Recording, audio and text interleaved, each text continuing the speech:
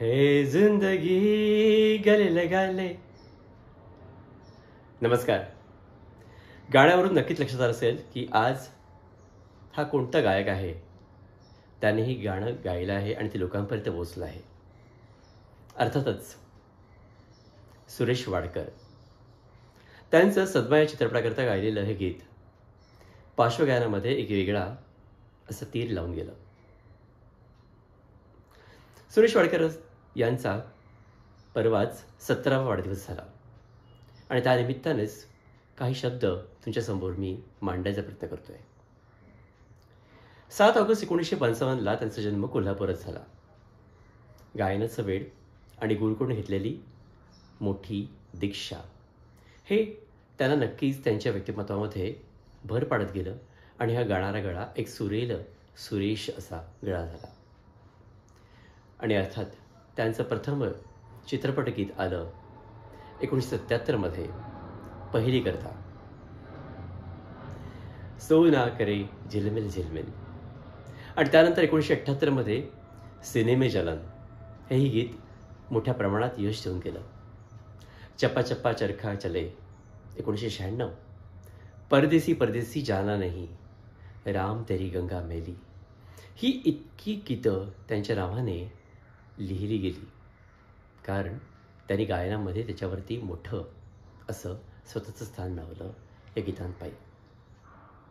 अर्थात मराठीमध्ये देखील ओंकार स्वरूपा आणि इतर भावगीतं, भक्तिगीतं मोठ्या प्रमाणात ह्या वगैरे घातली.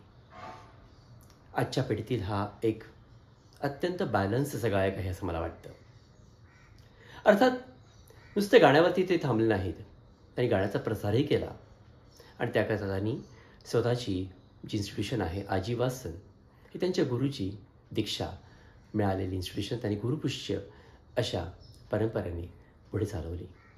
गुरुशिष्य ही परंपरा नेहमी माणसाला काहीतरी वेगळं देते आणि अर्थात सुरेश वाडकरांनी स्वतःचे एक अत्यंत सुरेल असे शिष्य तयार केले.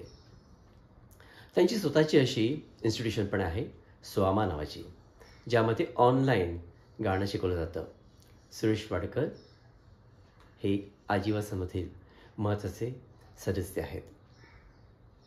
मुलांवरती ते गाण्यावरती भयंकर प्रेम करतात आणि म्हणूनच छोट्या मुलांपासून मोठ्या दिग्गज अशा माणसांपर्यंत गाणं त्यांनी शिकवलं आहे. कलाकार त्यांच्याकडे जाऊन आजीवासामध्ये जाऊन त्यांचे आशीर्वाद घेतात गानरूपाने.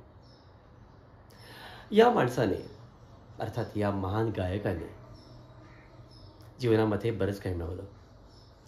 अर्थात त्यांचा विश्वास आहे उत्कृष्ट अशा गाण्यांवरती जी आजकाल मिळत नाहीत.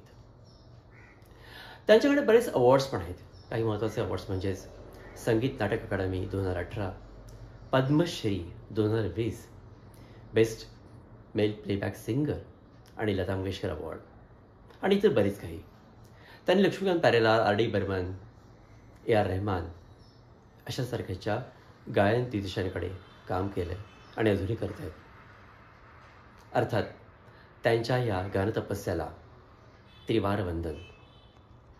त्यांचं गाणं हे लोकांपर्यंत महाराष्ट्रामध्ये, भारतामध्ये आणि अर्थात देशोदेशामध्ये पोचलं आहे. भारतामध्ये त्यांची स्वतःची इन्स्टिट्यूशन आहे जिथनं ते गाण्याचा प्रसार करतात आणि न्यू जर्सी, न्यूयॉर्कला देखील गाण्याकरता त्यांनी एक स्वतःची इन्स्टिट्यूशन उघडली आहे. शेवटी गाणं हे जीवन गाणं म्हणतं जर ते सुरेश यांच्या सुरेल अशा स्वरातनं आलं तर. तेव्हा सरांना लाख लाख शुभेच्छा. सुरेश वाडकर सर, नमस्कार.